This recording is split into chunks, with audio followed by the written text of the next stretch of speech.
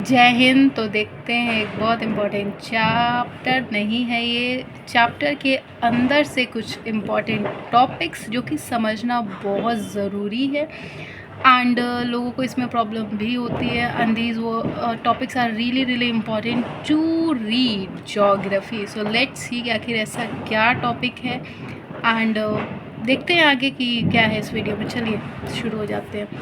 तो सबसे पहले एक ब्रीफ दे दूँ क्या कि इसमें कवर क्या करने वाला है। तो देखिए इसमें ज्योग्राफी के मैंने कुछ इंपॉर्टेंट टॉपिक्स जो मुझे लगे that it should be understood in a different way, like it should be really understand by the student, which is precipitation, rainfall, humidity, climate, monsoon, weather, rivers and roads, highways, non-renewable source of energy, renewable source of energy. So these thing I found that we really get confused. At least I used to get confused during my time. So I thought, why not make a video so that everyone could get a glimpse of it, an idea of it, because it's really important to read the chapter which is particularly based on these topics, right? You will be having a chapter on these stuff, so getting a definition or an introduction of this would be really beneficial. So let's start that.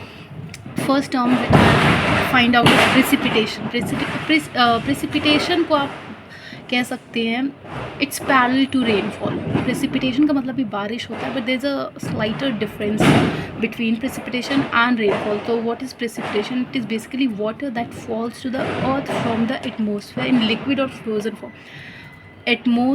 जो हमारा पानी अर्थ पे आता है atmosphere के द्वारा, पर वो लिक्विड या फ्रोज़न फॉर्म में हो, उसको कहते हैं प्रेसिपिटेशन। जो पानी लिक्विड और फ्रोज़न फॉर्म में होता है उसको कहते हैं हम प्रेसिपिटेशन। और ये जो है इससे फिर आगे रेन बनता है, snow, hail, drizzle, ice pellet and graupel, ये सारी चीज़ें बनती है प्रेसिपिटेशन से। और फॉग और मिस्ट नहीं क्रिएट हो सकते प्रेसिपिटेशन से, क्योंकि फॉग और मिस्ट थोड़े सॉलिड जैसे होते हैं, वेयर एज प्रेसिपिटेशन बनता है किससे? लिक्विड और फ्रोजन फॉर्म में होता है। रेनफॉल की बात करें तो रेनफॉल इज़ डिस्ट्रीब्यूटेड एंड ये जो होता है रेनफॉल, इसके सोर्सेज हैं फ्लड, फ्लड हो जाए, ड्राउट हो जाए, उससे रेनफॉल देखने को मिलता है, ठीक है ना। एंड फ्रेश वाटर जो है it is use for hydro electric plants, crop irrigation के लिए भी यूज़ किया जाता है। इम्पॉर्टेंट फैक्टर है जैसे air pressure, temperature and intensity.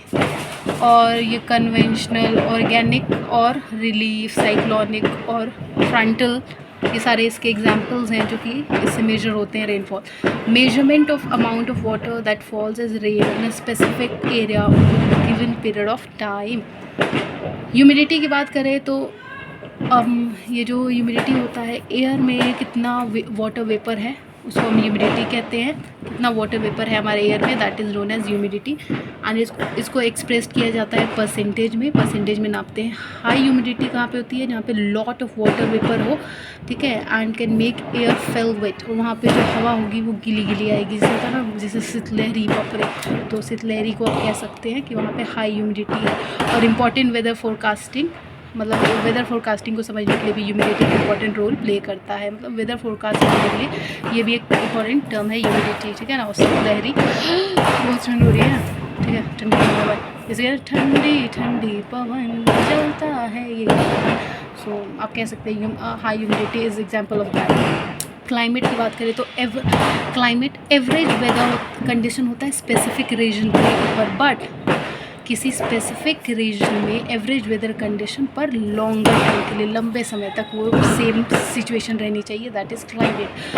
और ये स्टेट होता है and it can be predictable भी होता है। वेदर की बात करें तो ये स्टेट ऑफ एटमॉस्फेयर होता है, but at a specific place and time, किसी स्पेसिफिक प्लेस में होता है और टाइम पीरियड में होता है, ये ज़्यादा लंबे समय तक नहीं। आज जैसे कहते हैं ना, आज का वेदर कैसा है, अब मान लो कि पंजाब में बैठे हुए, जैसे मान लो पंजाब में हो तो मैं बोलूँ हाँ यहाँ पे थोड़ा बारिश हो रही है, और जैसे मान लो मेरे घर वाले बिहार में है तो वो बोलेंगे अरे यहाँ पे तो बहुत ज़्यादा धूप है। तो ये क्या है? This is weather. और क्लाइमेट की बात करें जो कि लॉन्गर टाइम की, तो दैट इज़ क्लाइमेट। मॉनसून क्या होती है? मॉनसून का मतलब भी बारिश होता है। Seasonal change in direction of prevailing winds in a region, कि एक ही रीजन में हवाओं का चलना, जिसको हम वो चेंज हो जाती है प्रेसिपिटेशन में। एक ही वे में, एक ही तरीके से, एक ही रीजन में हवा का चलना, which change in precipitation is known as monsoon. And monsoon associate करते हैं इंडियन ओशन से। हमारे जो कंट्री में हवा आती है वो इंडियन ओशन से उठती है, तभी मानसून का अराइवल होता है।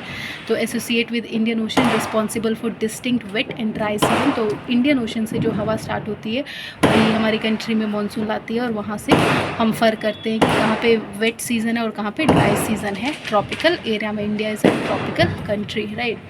रोड्स की बात करें तो रोड्स क्या होता है, एक रूट होता है या एक ऐसा वे जहाँ से आप इंसान, एनिमल या व्हीकल एक जगह से दूसरी जगह जाते हैं, हम रूट कहते हैं। And next is river. River क्या होता है, रिवर को सबको पता है कि नदी कहते हैं, लेकिन रिवर का यूज़ क्या होता है। रिवर जो होता है, it's water is very important first of all for a country like India, जहाँ पे एग्रीकल्चर पे ही ज़्यादातर लोग रेजिस्ट करते हैं, डिपेंड करते हैं। तो for our country river is very important. सबसे लॉन्गेस्ट रिवर इंडिया में गंगा है, सबसे स्मॉलेस्ट अरावली है, and also Indus river is one of the most important river in India, which जो कि इंडिया एंड पाकिस्तान दोनों कंट्रीज़ में बहती हैं। एंड रिवर्स की बात करें तो ये नेचुरल स्ट्रीम होता है फ्रेश वाटर का, दैट फ्लोज ऑन लैंड और इन कॉस्ट towards at lower elevation body of water such as lake, ocean and other rivers आपस में मिल जाते हैं। तो रिवर जो होता है एक natural stream of fresh water होता है जो कि लैंड पे फ्लो करता है, समझ आया। हाईवेज़ की बात करें तो ये public road, highways public road होते हैं, और लेन्स सिटीज़ एंड टाउन्स को जोड़ के क्रिएट किया जाता है, जिससे हाईवे को समझा जाता है। सिटीज़ एंड टाउन्स को जोड़ते हैं तो लेन्स बनता है। एंड अगर बात करें तो सबसे लंबा हाईवे वर्ल्ड में कौन सा है, सबसे बड़ा हाईवे पैन अमेरिकन हाईवे। और इंडिया की बात करें तो NH-44, जिसको पहले NH-7 भी कहते थे, जो श्रीनगर से कन्याकुमारी तक है। और ये जो पैन अमेरिकन हाईवे जो कि वर्ल्ड का सबसे हाईएस्ट हाईवे है, वो अलास्का टू अर्जेंटीना को कवर करता है, इन दो कंट्रीज़ को। इसके अलावा renewable and non renewable source of energy की बात करें तो renewable source of energy natural sources को यूज़ करती है, ठीक है।